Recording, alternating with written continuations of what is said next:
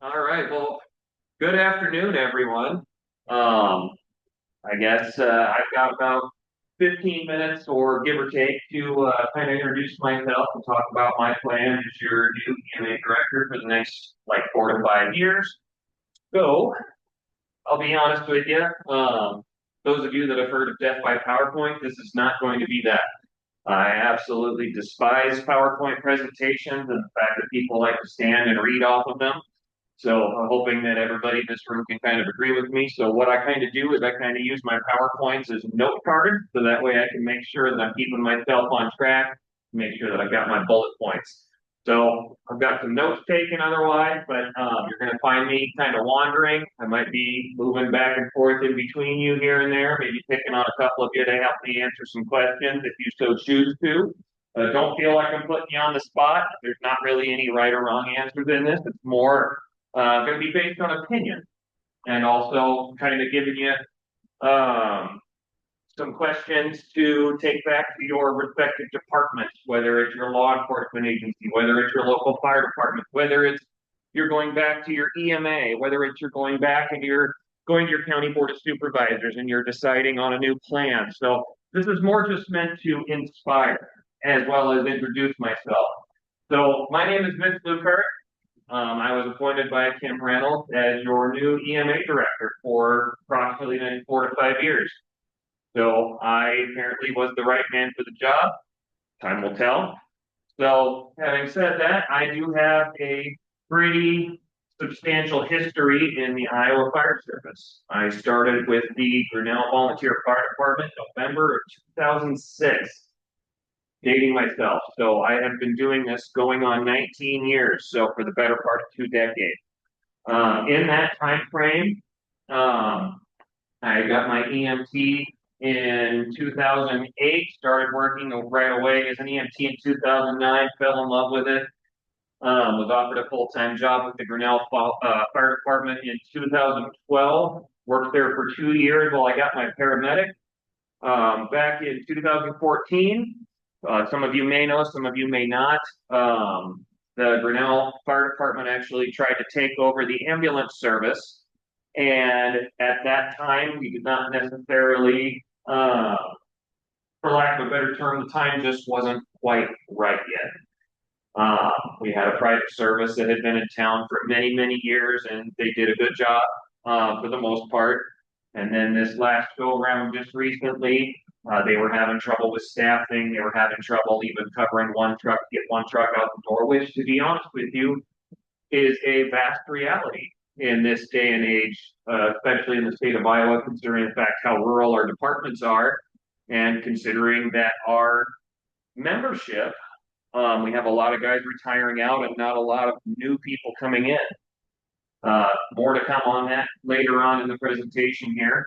But I was hired back after being gone for approximately 7 years to the Grinnell Fire Department. Apparently, I did something right for Dan Sicard to hire me back a second time. At least that's what I tell myself in my head anyway. So currently, I'm the training officer for the Grinnell Fire Department. Originally, that started with me coming back as a volunteer, going part time, and then with the command structure set up and our association set up the way it was, you actually have to campaign to be an officer on the volunteer or the association side of the department. I campaigned for that, and I actually was voted in unanimously to be the assistant chief of training officer.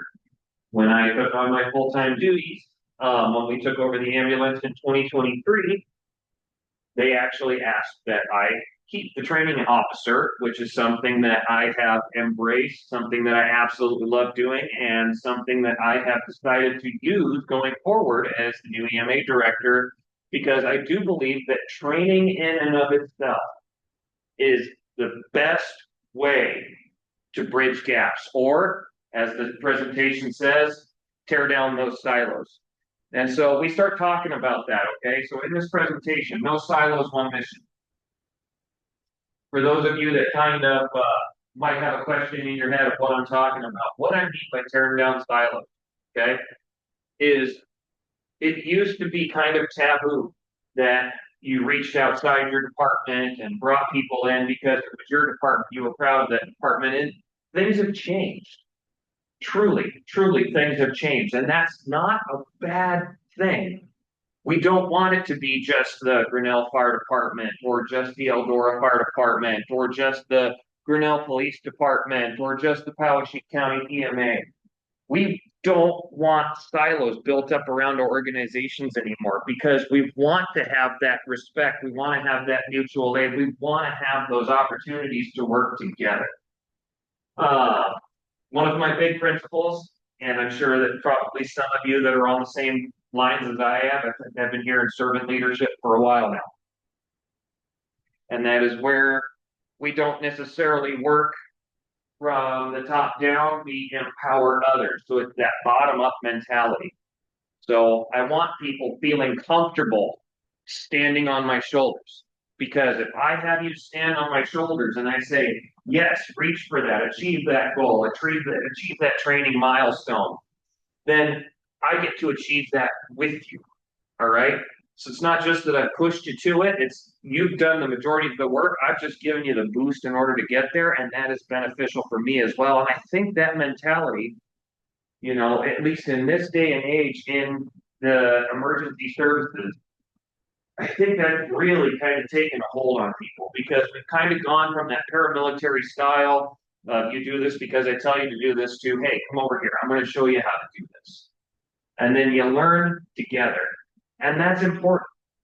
So, people, right? People are what makes a department strong. Without people, you don't have a department. You got a building with a name on it. People is what matters. All right. And if you're not empowering your people, you're not training them, what are you doing? You're doing your department as well as your communities a disservice. So, all right. That's my soapbox. I'll come down off of it. The air getting thin up there anyway. So, having said that, we're going to talk about strengthening coordination across Iowa. All right. So, my vision for the next 5 years, pretty simple. We're going to build a stronger, more connected, and more resilient Iowa. And that sounds like a blanket statement, and you're 100% correct. It is.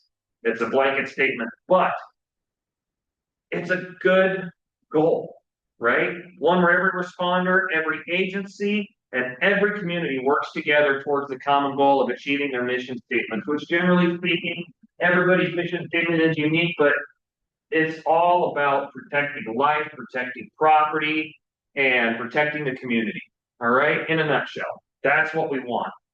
So my commitment as your new director is going to be to continue building partnerships, modernizing our response systems, as well as making sure that every Iowan, responder and citizen alike, has the tools, training, and trust they need when disaster strikes.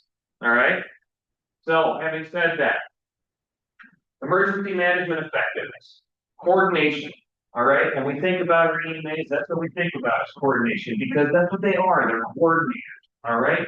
If we have an incident out on I-80 where we need DOT, we need hazmat, we need resources, we need things. If we have incidents we're going to be on for a long period of time, we can lean on those EMA coordinators in order to make that happen.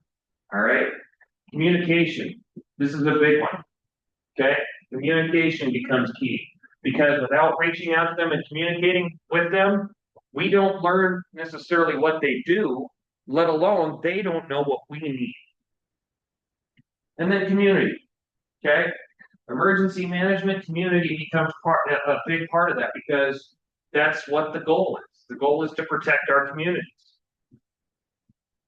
I want to enhance real-time communication between your local EMAs and the state EOC because let's be honest, local EMAs have a lot of resources at their fingertips. I can think of Thomas Creighton over in Hardin County, their EMA. He and I's history goes back quite a few years, and he's taught several of the classes that I've been to, and he talks about how, certain things that most people don't think about. You think about that grain elevator that you're going to be burning, over in Gilman. You show up the day of, or you show up the day before, and you're planning on being there, 4, 5, 6, 7 hours, hopefully not that long, hopefully a little quicker than that. I think we can all agree on that we've done those before. But who would have thought that porta potties would have been a thing? He did. As the EMA coordinator, he has John's septic service, or whatever the name of it is over there. I can't quite remember. He's got him programmed into his speed dial. Okay, how many of you right now would have thought of that? Exactly, exactly. And so it also becomes that collaborative effort because we want to learn from each other, right? So those of you that are sitting in the rooms that are EMA coordinators or managers or administrative assistants, even your officers here, your fire department, your police, those are things that you can put in your back pocket and say, okay, those are things I can rely on my emergency management coordinators for. I want to expand after action learning and continuous improvement culture. This right here, okay, continuous improvement. This is something that every single responder in the state of Iowa, not just the state of Iowa, I mean, obviously, state of Iowa and bias, we're here. And that's what we're talking about, but just in general, every responder in general, continuous improvement culture. That's something that we should be striving for. Every single responder. And so that after action learning, a lot of times it's we put the fire out and we're done. Right? I mean, raise your hand if it's been that way. Sure, sure. Especially 3 o'clock in the morning, you get the real burner. You're out there for 2, 3, 4 hours. The alarm, pager wakes you up at 3 o'clock in the morning. Nobody's ready for that. You get out of bed, you get dressed, trying to get both legs through the same hole in your underwear. You're trying to pull your pants up right. You get over there, you put the wet stuff on the red stuff. Maybe you get a grab, maybe you get a save, maybe you save the family cat. There's a picture floating around of me in my department. I pulled a cat out of a house fire, and it is the most clicked on thing on our social media page. I absolutely despise that picture, but we'll get to that. We'll talk about public image here in a second. I'm going to come back to that.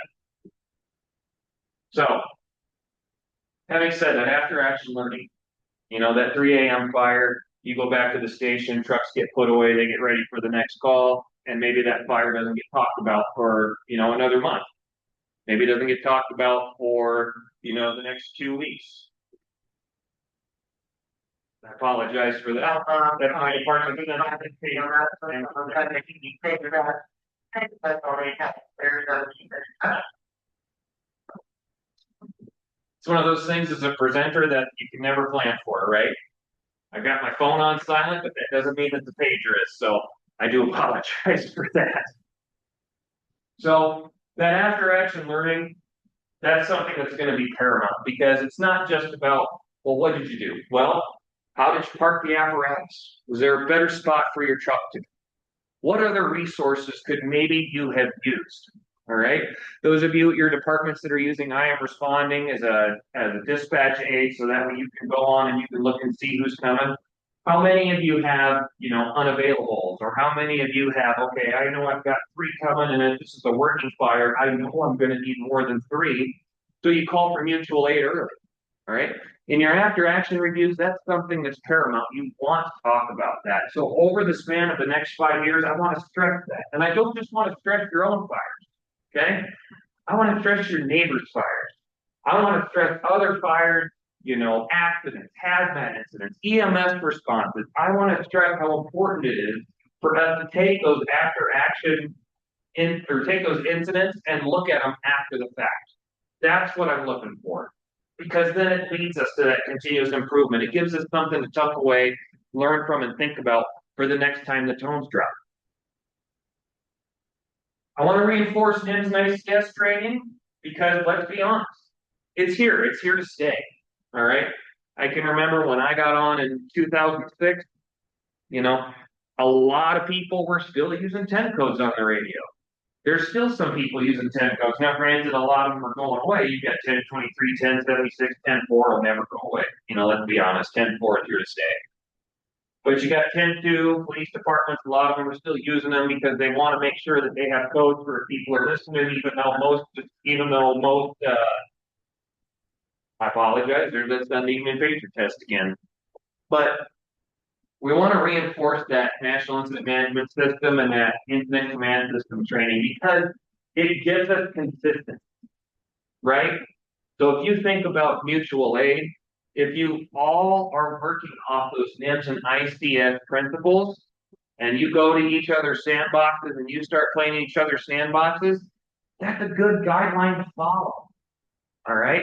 I come in, I say 505 is on scene, and I say, command from 505, where are you at? The incident commander, whoever is IC, knows that I've arrived now. I'm accounted for.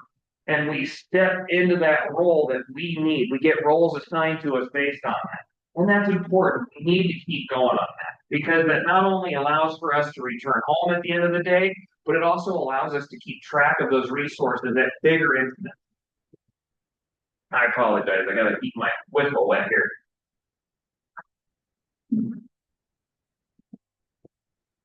And in all honesty, you're going to see kind of a lot of blanket statements in here.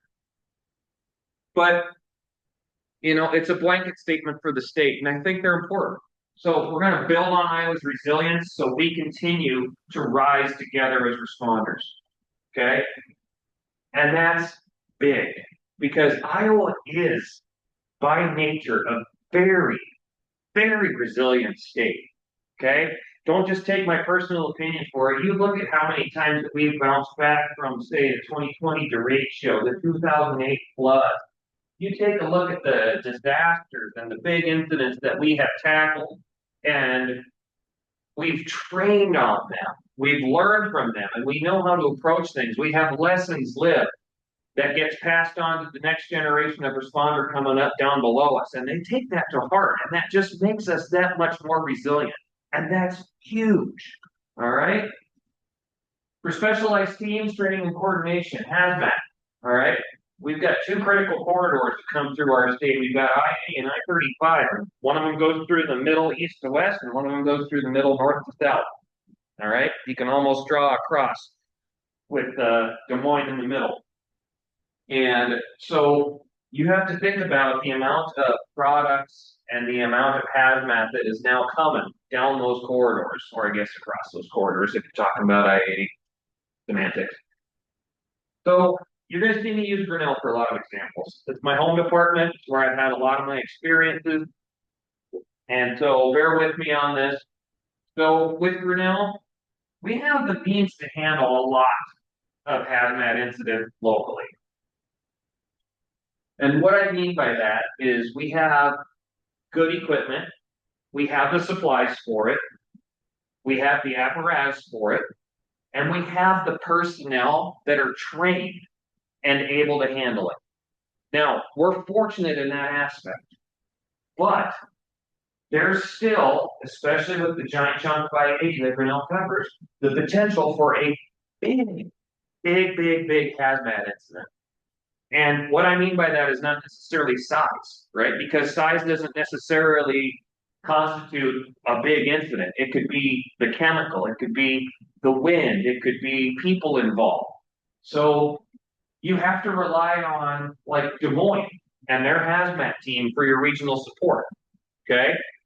So we think about the importance of that, and especially with the collaboration and stuff that we've had with Waterloo Regional Hazmat Center over the years, and they're dropping funding and they're dropping personnel. So you can't just rely on what has been for the last 5, 10, 15, 20 years. You have to be looking for the future. And in the next 4 to 5 years, that's what I want us thinking about, is I want us thinking about the future and where our departments are going to be training-wise, supply-wise, as well as what we're going to be looking at for our regional support centers. Okay? A big example with training and coordination, we think about the industrial fire we had over in Marengo. All right? So they didn't have incident command set up right away. I mean, it was very spotty at best. They had people saying, well, I guess I'll take it. Well, no, I need to put a pack on. I need to go in here. Well, I need to go over here and operate my pump. So until they had clear command established, they really didn't have their mutual aid coordinated, and they had resources coming that they didn't necessarily need, and no resources coming that they truly needed.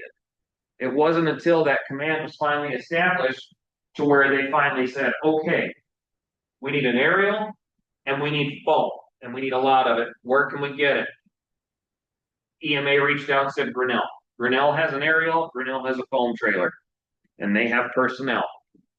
And in turn, that's what they got. When they got down there, that's when they started finally gaining control of that incident. When they started actually getting the handle on it. So, training with your mutual aid partners before an incident or a disaster. Okay? Keyword here, before. That is the key to your success. All right? You want to invite these people over to play in your sandbox. You want to be invited to go over and play in their sandbox, because when you're playing together, you're learning together, right? When you have, S hitting the F, as it were, that's a really, really poor time to be understanding what they're capable of, or what they have for resources, or personnel, or equipment. So you have to be willing to reach out to these people, and you have to be willing to train with them, invite them to your trainings. Law enforcement, this is going to be big for you too, because I know a lot of law enforcement, especially with a lot of the younger guys sitting in the room, you probably haven't been on the force very long. And that's okay. I'm not picking on you for that. But it is paramount that even in your own communities, you reach out to the fire department. Go to their trainings and see what's going on, because if you're showing up, do they need you for traffic control? Are they short-staffed that day? Is there something that you can grab? Can you get a hose off of a truck and drag it over to a hydrant? Okay, maybe some of you are on your local fire department as a volunteer, or maybe as a public safety officer, and if so, hey, more power to you, because guess what? Knowledge is power. Trademark, Schoolhouse Rock. Sorry. But then the other thing is I want to make sure that we're using DNR as a partner. Because let's be honest, Iowa is a huge, huge agricultural state. We've got a lot of farmland, we got a lot of farm animals, we got a lot of homesteads, we've got organic farms, and we need to be coordinating with DNR as a resource, especially when it comes to like hazmat spills or those bigger incidents where it can affect those things. DNR's got to be involved early. And I want to make sure that we try and coordinate that moving forward. Integration, balance, and respect for local dynamics, all right? So, I'm going to be a little bit biased here, but I'm also going to be understanding that change is good, but firefighters and fire departments are scared of two things, and that's the way things are now and change, okay? And that's okay, because guess what? Change is good, but change has to be done carefully. So, fire-based EMS. This is a big hot button kind of going on right now. And I'm going to tell you that when it's coordinated and when it's done correctly by the department, by its members, by the city, by leadership, it can be an extremely, extremely helpful and useful thing, because having those firefighter and EMT cross-trained personnel is amazing, because they have the ability to pivot based on where they're needed most. Okay? So, you have people that want to be firefighters, just firefighters, and that's fine. And there's nothing wrong with that. You have people that want to be EMS, just EMS, and don't want anything to do with fire. That's fine. There's nothing wrong with that either. That's pushing those people, invigorating that passion in order to get them to kind of see the other side of the fence, or to kind of see the other side of the bridge and step foot on it. They become a massive, massive resource. And so I want to advocate for cross-training personnel. I really do. Because it adds for that flexibility, and it provides for a much faster restoration from incidents and natural disasters, or man-made disasters, as the case may be. So Grinnell's success shows great potential, right? We took over the ambulance service and the community was in full support. Our leaders this go around, full support because they saw that the private service that we had, it was having trouble with staffing. It was having trouble with equipment. It was having trouble getting a truck out the door. We were having to supplement their staff with our own anyway. So why not use our own equipment? Why not use our own ambulances? Why not bring it in and know that we can cover it with our staff? You know? And it just solidified our department that much more. There were people when I first got on that we were talking about this that they were like, nope, we don't want that. Nope, we don't want them. Don't want them. We don't want anything to do with it. And now those people are like, I can't believe we didn't do this sooner. You know? It's that massive change in mentality. I want to support fire-based as well as other EMS models. I don't want you thinking that just because I've got a little bit of bias towards the fire-based model that I'm not going to support the others because I know that they are important. All right. I've worked for those different services. I've seen where they've been successful. And you don't want to fix what's not broken, right? Because it's a waste of time. If it's not broken, don't fix it. If it's working for you, that's great. But I do want to support them. Okay. I want to support them coming in and training with your local fire department, or I want to support your county-based EMS with them coming in and training. Let's say Story County Ambulance. I want to support them coming in and training with Ames Fire. Even though Ames has Merritt Greeley Ambulance and they train together and they do good, I still want Story County going over there and seeing how that works because guess what? If Ames has something big, Story County Ambulance is going. And there's no reason not to get them playing each other's sandboxes so that way when the big incident happens, they're familiar with each other, right? Advocated for EMS as an essential service. This has been a hot button for many, many, many moons now. And I will absolutely be on a shout of doubt advocate for this because I believe it. All right. Not because I think it's something necessary in the legislature, not because that I, have now this kind of political position of power, but I believe it. EMS should be an essential service. Every single person in the state of Iowa should have the belief that when they call 911, when they're having a medical emergency, their neighbor's got an injury, their farmer down the road needs an ambulance, that they're going to get it. And they're going to have the funding to keep their lights on and their doors open. Everybody should be able to have that. And I'm going to do it, and I'm going to do it respectfully. Joint training provides for a more seamless coordination under unified command. Simple stuff, right? Absolutely simple stuff. But important, all right? Sometimes the most simple things are the most important things because they provide that cornerstone or that foundational building block. And let's be honest, joint training, if I go over to, let's say, Anamosa, and I go over and I say, hey, what do you guys got for hazmat? And you guys say, oh, well, this is cool. We just got these new collapsible spill pools because we've had a run of semi trucks out on the highway, that have been hitting debris and their saddle tanks get punctured. It gives us a way to catch the diesel before it goes down into the dirt and grass so we can collect it. And then we can pump it into barrels. Brilliant. Absolutely brilliant. Start training on that with your mutual aid partners, the departments around you that maybe don't have something like that, because then they know you've got it. So instead of having to, spend $1,500 on a 2,000-gallon collapsible pool, maybe they go down to Dollar General and they spend $5 on a kiddie pool, call you for mutual aid because they know you got it and they can bring you out. Make sense? Building bridges. Building bridges. Building bridges.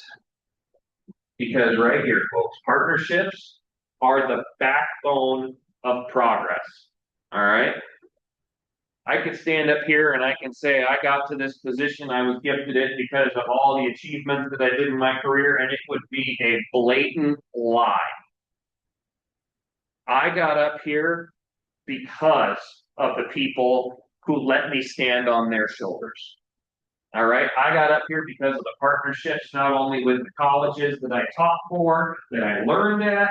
I got up here because of the fire chiefs who taught me. I got up here because of the EMAs that I worked alongside. There is no one person that is going to be the backbone of progress. It is based on partnerships, ladies and gentlemen. And so as you go forth today, we're not done, unfortunately. I know that sounds like an ending. I still got a little bit more for you. Bear with me. We're getting close. Partnerships. Partnerships are the backbone of progress. And I'm not just talking about people. I'm talking about your businesses. Okay? Think about what you have in your communities. Think of what you have close by. All right? You know, you think about a lot of these things when it comes to donations. But what is it? What are they donating? All right, are they donating money? Are they donating resources? Are they donating time? Are they donating space? Two examples, Bear. All right, we have Bear right on the outskirts of Grinnell. They have a grant that we go for usually. It provided for excuse me, they provided for a huge update to our training library for our department. On top of that, they have a 9-story elevator. They do confined space over there. They have a scale with a scale pit in it. So there's a lot of things that they reach out and they use us for as a resource. So like when they have somebody in doing maintenance on their scale pit, they'll call us and they'll say, okay, I've got a guy in the confined space. He's going to be in there starting at 8:30. I've got our permit lined up. We want you guys just to be aware of it, which is great because that's what they're supposed to do, but not a lot of places do. And so it provides a unique opportunity for training on our behalf. The next time they're down in those scale pits, or the next time they're up doing work on their elevator, use that. Use that as an opportunity to reach out and build that partnership with them. Go train with that business. Go train with their people. Because in all honesty, you know, and a lot of the fire chiefs and stuff in the room can bear with me on this one. They're going to be your biggest resource if you're showing up for an incident, right? Fire's easy, right? Fire's easy. You go in, you put the wet stuff on the red stuff, you do primary search, find somebody, you bring them out, put it out, you do overhaul, you go home at the end of the day, right? Maybe you do an investigation. But for those incidents, you need resources, right? You need that partnership because otherwise you're going in and you're going to be lost. So build it and build it early. Grinnell Mutual, burn cell project. We did a burn cell project with them to where we actually got to bring several new firefighters out. They built a couple of different cells, and in one they did legacy fuels, and in one they did new age fuel. And they had little temperature probes lined up at certain areas between the floor and the ceiling, and they got to see the temperature differences, how long it took to flash over, and our guys got to see that. On top of that, not only did our guys get some nozzle time, but they also got to see what would happen if they did that indirect attack on the fire. The Firefighter 1 textbook is constantly talking about, because let's be honest, put one stop on the red stuff, believe it or not, there's actually science behind it. I know, weird. On top of that, Grinnell Mutual, they do a lot of public outreach. They do it for us, with us. They insure a lot of people in Grinnell, so naturally speaking, they want to do a lot of community outreach. And then on top of that, that partnership, it gives us access to their south parking lot, which is massive. We get to go out there, and we get to set up cones, and we get to take our fire trucks out there and our new people, and we get to put them through a cone course, get them comfortable behind the wheel, tell them what to look for. The only thing we have to worry about is hitting is cones, right? Does anybody have access to anything like that? Start building your partnerships with those areas that have those big parking lots, all right? Especially businesses that close for maybe like the night or the weekend. Because let's be honest, most of your departments in Iowa, they're small, they're rural, they're volunteers, so the training nights are going to be in the evening. So start reaching out to those people and think about using those as resources. Fire departments can be the shining light in divided communities. All right? We've heard this from Kelly Grayson when he wrote his books. We've heard this from Chief Brunacini. We've heard a lot of people preach on this. It's in a lot of fire department textbooks now. It's in a lot of leadership textbooks, and it is true. All right. I've seen this myself. You have the city of Eldora, right, which has been plagued recently with divide amongst the citizens and its leadership. And, you have a lot of negativity in regard to the responses and the decisions being made. But the fire department, okay? The fire department, when they have a training, they take video, they take pictures, they put it on the Facebook page. They let people, they be visible when they do it. They get a big save, they get a house fire, and they get it knocked down. And they call mutual aid. They give mutual aid credit, and they reach out and they pat them on the back too. And people that are divided in that city, whether it be official, council, citizen, they start patting themselves on the back and they say, yeah, those are my guys. Okay? Same thing goes for law enforcement. Same thing goes for EMA. Same thing goes for EMS. Okay? When you go back, ask yourself if you're doing your department and yourself a favor, or if you're not, during your trainings, during your calls, am I being visible? Do my people know what I'm doing?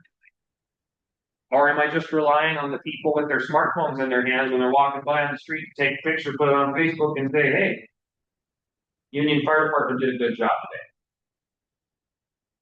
today. Okay? It's not about patting yourself on the back. It's about being visible, having that transparency, and showing the community what you're doing. So that way they can pat you on the back as much as you want your guys patting themselves on the back when they get like a save or a good house fire, or they get something, they get a cat out of the tree, Keep that up. I want you guys, especially over the span of the next 4 to 5 years, I want you guys to go back and figure out how you can be more visible for your citizens. Okay? Build trust before the disaster. We kind of already talked about that. Collaboration, right? We want to play in each other's sandboxes. We want to celebrate each other's victories. And that's important. Celebrate each other's victories. Beyond a doubt, celebrate victories with each other. And build that trust before the disaster. I can think back to, we had 2023. I was rappelling off the Grinnell Fire Department training tower, and I ruptured my Achilles on my right foot. And I was down for about 5, 6 months. And in that meantime, while I was down, I was on workman's comp. And I reached out to my workman's comp company and I said, hey, I know I'm down. I can't participate in activities or anything. Can I teach? Workman's comp company says, well, yeah, you can do whatever you want to as long as you're not jeopardizing your healing progress. And I said, perfect. Reached out to my chief. I said, hey, I want to teach firefighter 1 down in Malcolm. They're looking for one. He says, yeah, by all means. I went down there, I taught the class, got to know the guys real well, still know the guys real well, and girls. And we had a fire, I think shortly after I came back. I got back to full duty in May of that following year. And we had a fire out on the east side of town. And I remember my fire chief, Dan Sicard, coming up to me and he says, do I call Malcolm? And I said, absolutely, you call Malcolm. He says, okay. He called him from mutual aid. Because we built that trust before the disaster. I taught their firefighter 1 class. He came up and asked me, do I call Malcolm? Yep. Because I trusted every single one of those guys that I taught. And some of them that I didn't. I knew them before too. But no silos, one mission. All right? Keep in mind, that's our theme. We're going to strengthen those ties, all right, with the state EOC, local EMAs. We're going to foster that cooperation with FEMA, the National Weather Service, the USDA, National Guard, DNR. I know all of that sounds like a big, big, big, big thing, right? But it's not. It's just a matter of reaching out and making a phone call, saying, hey, what do you got for us? Hey, what do we got for you? What would you do if we had A? What would you do if we had B? This is what we would do if you had C. Does that make sense? Perfect. Streamline mutual aid resource requests statewide. Because when the call comes in, nobody cares what patch you're wearing. It only matters that you're there, right? So we want to make sure that we're expanding that statewide joint exercises so that way we have that cross-agency preparedness. So it's easy, right? It's easy to say, well, we're going to do, a bus rollover with a bunch of kids on this day. We'll invite this department, this department. But expand on it, right? Make it bigger. Actually involve your state agencies. Ask your EMA to reach out and say, hey, who can we involve in this?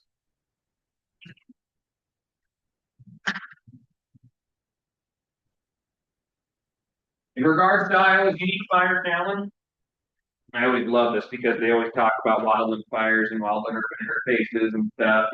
That's great. We all know the verbiage. But in Iowa, it's cropland and it's grassland, right? That becomes Iowa's version of wildland incidents. So we think about our farmers. Our farmers are firefighters, a lot of them. I know that we've got 2 on my old department. I know that we've got approximately, I think 50% of the firefighters in the state of Iowa, venture a guess. Now that's a guess. Are farmers. But the farmers themselves are really, really good resources for us. All right? As well as the intelligence of the area. Because most of them have gone into their neighbor's property and helped them at one point in time, where they've seen the land develop over time. They've seen access roads vanish. They've seen access roads be built. They've seen fences go up. They know where gates are. So we want to make sure that we're keeping that intelligence close at hand. We want to include those agricultural partners in training and pre-planning. So we want to include Bayer, we want to include Cropland, we want to include Meyer, we want to include all those people that are working. FS is a big one, Key Co-op is another one. We want to make sure that we're utilizing those resources. Key Co-op, I know, for instance, they put on anhydrous training, once or twice a year. Invite all the surrounding departments and anybody that wants to come, and it is an amazing training. Takes a lot of the fear away from anhydrous ammonia, right? Gives you more of a respect than a fear for it. Mutual aid that crosses county lines, pretty natural, right? Because we think about how many cities are across those county lines. We think about how many of our mutual aid partners are in the next county, and in all honesty, that should be fast, fluid, and familiar. So, why is that? There's no reason why it shouldn't be. We want it to be fast, we want it to be fluid, we want it to be familiar. And we want to collaborate with that DNR for the cropland and waterway protection. So, preparing for the future. We have to start thinking outside the box. Okay? It isn't just necessarily EMAs, it isn't just necessarily our chiefs, it isn't just necessarily city leaders. It becomes a big collaborative effort. Okay? So we think about local innovations. Disaster task force over in Poweshiek, Iowa, Jasper, Mahaska, and Marion County is a big one. This was created by local chiefs as a model for helping to respond to incidents in the future. All right? If they need a big group of ambulances, say something happens at an industrial plant, say there's a disaster, they have the ability to get on and call for an ambulance strike team and get multiple ambulances coming from multiple agencies without necessarily having to call in and say, I need 1 ambulance from Newton, I need 2 ambulances from Mahaska County. It just gives them that much quicker of a response in order to get those resources. The other thing is it's our responders, right? Our responders are our greatest asset. So we want to make sure that we're taking care of them. The mental health of our responders, we start thinking about how often are they going out for medical calls? How often are they going out for smells and bells? How often are they being woken up at 2, 3, 4 in the morning when they have to work a full-time job the next day? We have to make sure that we're taking care of them because let's be honest, we have a lot more responders retiring out than we do new ones coming in, and that is scary. So retention and recruitment becomes a big one. And we want to reflect the communities we serve, right? Diversity and inclusion are a big one. I can think right now, you know, departments like Des Moines, Ames, um, Cedar Falls, even Grinnell, where they've got those big universities with international students, students from different ethnic backgrounds, different religious backgrounds. And we still want to be able to reach out to them. We still want to be able to bring them into the department because guess what? They're going to become that resource.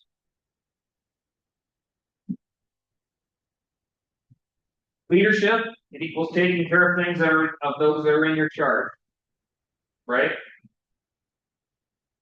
So, by definition, as leaders, we take care of those in our charge. We want to connect, strengthen, and empower existing systems. That's one of my goals over the next 5 years. Not necessarily to reinvent the wheel. I suppose if it needs a tweak here or there, I'm here for it. But Iowa already has a lot of positive things going for it. Because in all honesty, its strength is its people. All right? Iowa people are dedicated, humble, and resilient. They're Iowa nice. We've heard that term plenty now over the span of the last few years.